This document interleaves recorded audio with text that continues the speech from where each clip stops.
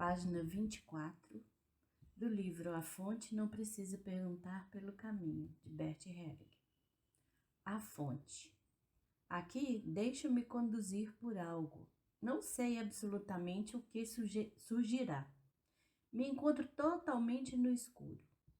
E me sinto como alguém através do qual flui uma água que vem de longe e que flui por muito tempo.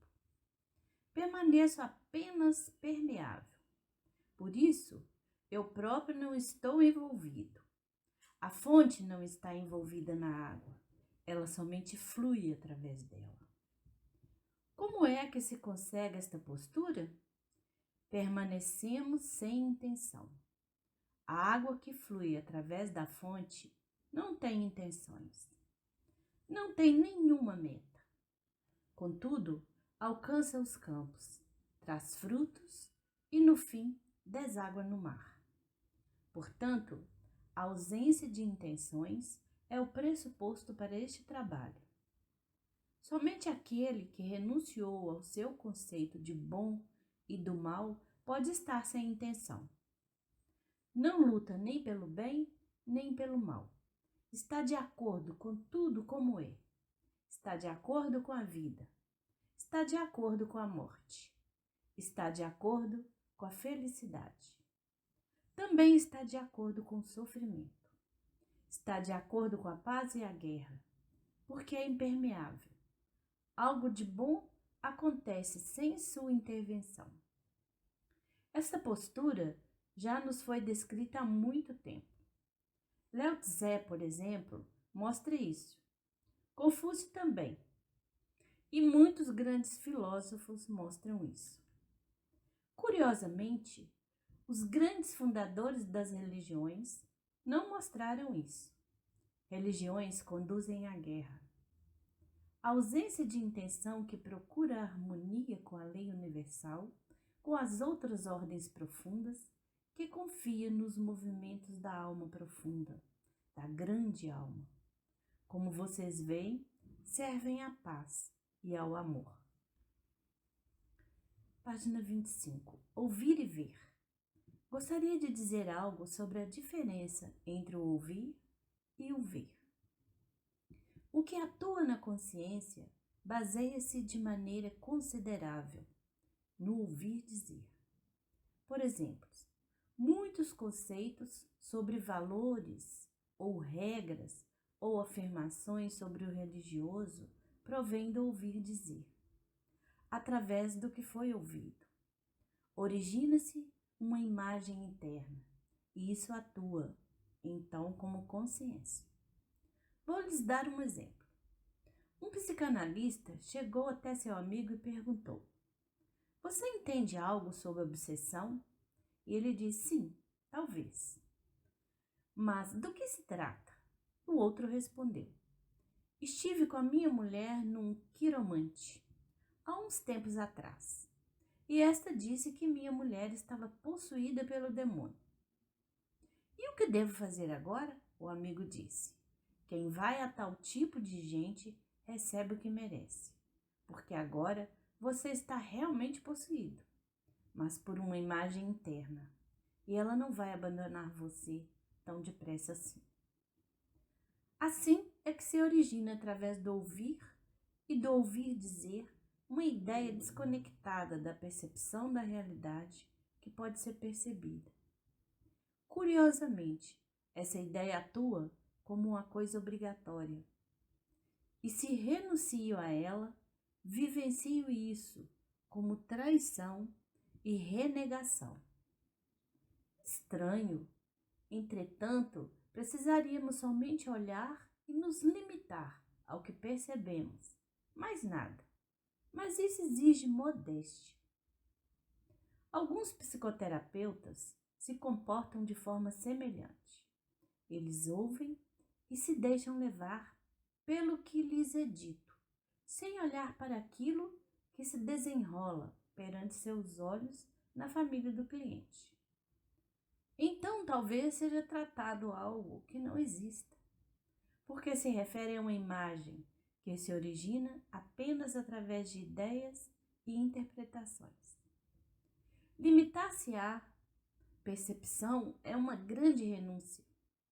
Renuncie com isso à liberdade de formar o mundo arbitrariamente. Contudo, curiosamente, tenho nesse limitar-me a liberdade de agir e, de fato, de agir certo. Não é válido deixar-se levar pelo ouvir e pelo ouvir dizer. Aqui tenho somente a liberdade de fazer imagens. A liberdade para a ação é limitada. Compreensão e ação. Quem tem uma compreensão da solução possível ou necessária não deve agir imediatamente. Isto é perigoso. Quando, por exemplo, numa constelação fica evidente que os filhos deveriam ir para o pai ou devem ir para a mãe, seja lá o que for, então não se deve agir imediatamente, porque pode ser que se fique alienado de si mesmo. O que acontece aqui, numa constelação, não é algo estranho ao cliente, pois é algo do qual também participa.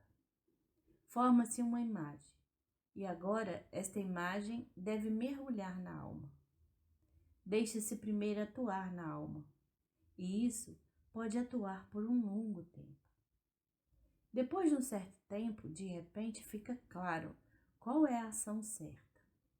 A imagem é tomada pela alma e pode ir atuar e se desenvolver até que a solução certa, a definitiva, seja encontrada. De repente, sentimos claramente: agora chegou a hora de agir. Então, agimos agora, não antes. Porque, caso contrário, poderíamos agir fora de nosso centro, não em contato com a imagem, porque esta ainda não pôde atuar na alma. Embora saibamos o que é certo, pode demorar meses até que a força para a atuação se concentre. Percepção e dúvidas. Participante, ele diz: em que medida o senhor, como terapeuta, tem também um efeito sugestivo sobre as pessoas que foram consteladas?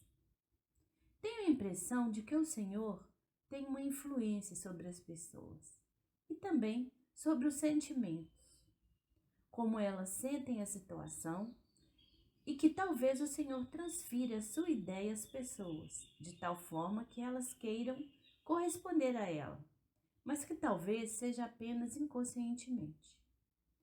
Qual a sua posição quanto a isso? É uma enorme responsabilidade que o senhor tem como terapeuta. E Hering diz: eu gostaria de lhe dar um exemplo que eu demonstro o oposto. Quando hesito e duvido, isso também é transmitido. A questão é: o que é melhor? Por isso, quando eu trabalho, eu preciso contar com os outros. Por outro lado, o terapeuta não deve negar a sua percepção. Existe na percepção direta uma experiência importante. Quando alguém percebe algo e então expressa uma dúvida ou uma objeção, mesmo que seja só interior, a percepção desaparece. A percepção não tolera a objeção e o protesto. Algo mais deve ser levado em consideração aqui. Quando trabalho terapeuticamente num grupo, trabalho junto com os outros participantes. Quando eu trabalho num grupo com respeito e amor pelo cliente e com amor pela solução, então eu confio. Da cooperação de todos surge uma boa solução. Precisaria poder influenciar sugestivamente todos os participantes do grupo para poder chegar a uma tal falsificação. Mas a pergunta prova que aqui muitos participantes são independentes e autônomos. Se eu me enganei e cometi erros, será notado por algum outro e compensado. Portanto, não me deixo conduzir somente pela minha própria percepção, mas também pela percepção dos outros, que vêm e tem à sua frente o mesmo acontecimento. Padrões de pensamento e de destino. Rupert Sheldrake escreveu em seus livros as propriedades e o efeito dos campos morfogenéticos, isto é, de campos de força que determinam certas estruturas. Ele me disse que se pode ver diretamente nas constelações familiares como os campos morfogenéticos atuam. Agora, algumas vezes, reflito se as observações que ele faz valem também em outras áreas. Se determinados padrões de pensamentos não determinam um grupo e, por isso, dificultam novas compreensões. E se evoluções de comportamento na família também não são padrões que resultam do campo morfogenético dessa família. Se, por exemplo, alguém se suicidou, então algumas vezes alguém se suicida também na próxima geração. Entretanto, não somente porque ele quer seguir alguém de uma geração anterior, mas porque existe um padrão. Sheldrake viu que quando se forma um novo cristal, esse ainda não está pré-estruturado. E quando se forma um cristal do mesmo composto, ele já se estrutura segundo o modelo do anterior. Então, já existe uma memória do cristal anterior. O campo morfogenético tem, portanto, uma memória. Por isso, o próprio cristal se desenvolve com grande probabilidade de forma semelhante ao primeiro. Quando isso se repete muitas vezes, então existe um padrão fixo. Assim, talvez também os destinos possam se reproduzir de forma semelhante. Interrupção do padrão. Esse movimento deve ser interrompido. O reconhecimento desse movimento e a interrupção exige muita coragem para o totalmente novo. Quando a interrupção dá certo, isto é uma conquista especial. A interrupção não dá certo simplesmente deixando-se levar pela corrente. Devemos retroceder. Em vez de nadar na correnteza, vai-se até a margem. Olha-se a corrente até compreender o velho e reconhecer o novo, e então decide-se o que fazer. Luz e trevas. A família tem uma memória. O que dela vem à luz nos é presenteado, mas ainda estão presos a ela o escuro e o oculto do qual vem. Isto é, o seu essencial nos permanece oculto. Por exemplo, o seu de onde e o para onde não só nos permanece somente oculto, mas também em segurança, isto é, subtraída ao nosso acesso. Por isso, podemos e nos é permitido dispor dele somente quando se mostra. E nós paramos aí, onde nos é ocultado. Por isso, o que veio à luz não atrai o oculto, nem aquilo que está em segurança. Somente nos é mostrado para ele de maneira limitada. Nossas opiniões se colocam na frente do que vem à luz, encobrindo-o. A opinião, tão logo a tenhamos formado, nos permite permanecer no subjetivo e, por isso, bloqueia o conhecimento. Ao contrário, o que veio à luz nos força ao desconhecido, insólito e novo. Quando nos concentramos nesse trabalho, então nos concentramos naquilo que permanece oculto, atrás do que quer vir à luz. Nós nos submetemos não somente ao que vem à luz, mas também àquilo que permanece oculto e a tudo aquilo que se manifestou e que volta a emergir. Por isso, estamos em harmonia com os dois movimentos e nos submetemos a ambos. Este trabalho deixa aparecer o essencial e por isso não se limita ao que está em primeiro plano, por exemplo, a cura de uma doença. Por isso, ele é, em sua essência, mais do que simples psicoterapia. Discípulos e mestres. Hegel, ele diz, um mestre nunca foi um discípulo e um discípulo nunca será um mestre. Você sabe por quê? O mestre olha, por isso não precisa aprender. O discípulo aprende, por isso não olha. O participante diz, isso é uma piada. E Hegel, é o que diz o tolo. O participante diz, o que você diz contradiz muitas escolas espirituais.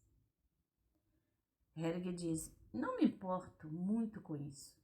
E o participante diz, não disse para você se importar com isso, mas que isso contradiz muitas escolas.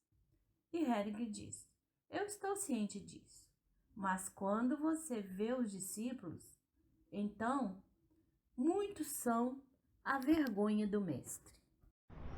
Finalizamos hoje e amanhã seguiremos com o próximo capítulo.